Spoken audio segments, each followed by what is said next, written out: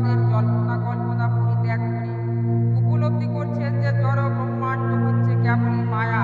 তার উচিত তার সেই যেন জ্ঞান এবং জ্ঞান লাভের যেন পন্থা সহ আমার নিকট আত্মসমর্পণ করেন। বিদ্যান আত্ম উপলব্ধ দার্শনিকদের একমাত্র উপাস্য, তাদের জীবনের নিশ্চিত লক্ষ্য, সেই লক্ষ্য উপনীত হওয়ার পদ্ধতি এবং সমস্ত জ্ঞানের অন্তিম সিদ্ধান্ত হচ্ছে আমি।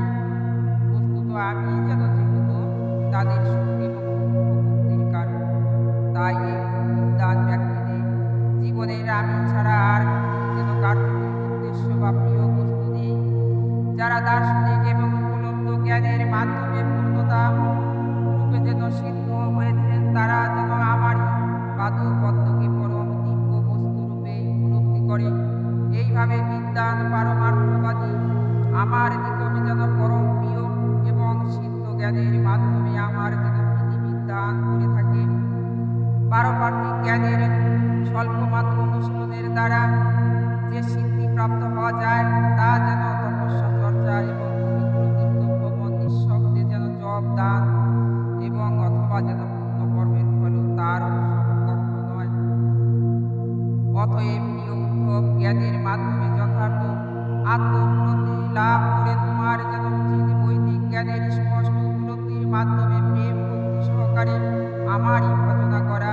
পূর্বে যেন মুনিগণ বৈদিক জ্ঞান যজ্ঞ এবং পারমার্থিক জ্ঞান যোগের দ্বারা আমাকে যেন সমস্ত যজ্ঞের ভোক্তা এবং প্রত্যেক যেন হৃদয়স্থ পরমাত্মা রূপে জেনে আমারই অন্তরে তার আমার উপাসনা করেছে।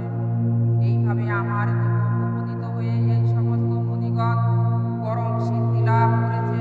প্রিয় উদ্ধব, জরা প্রকৃতির তিনটি গুণ সমন্বিত জড় দেহ এবং মন তোমার সঙ্গে যেন সম্পর্ক স্থাপন করে, কিন্তু এরা যেহেতু কেবল বর্তমানে আবির্ভূত হয়, এদের শুরু এবং শেষে যেন কোনো অস্তিত্বই নেই, তাই বাস্তবে এই সবই মায়া।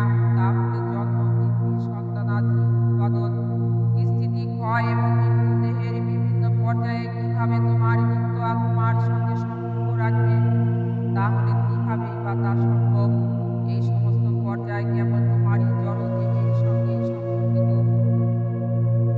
এরা পূর্বে ছিল না এবং অন্তিমেও থাকবে না। দেহ কেবল বর্তমানেই থাকবে।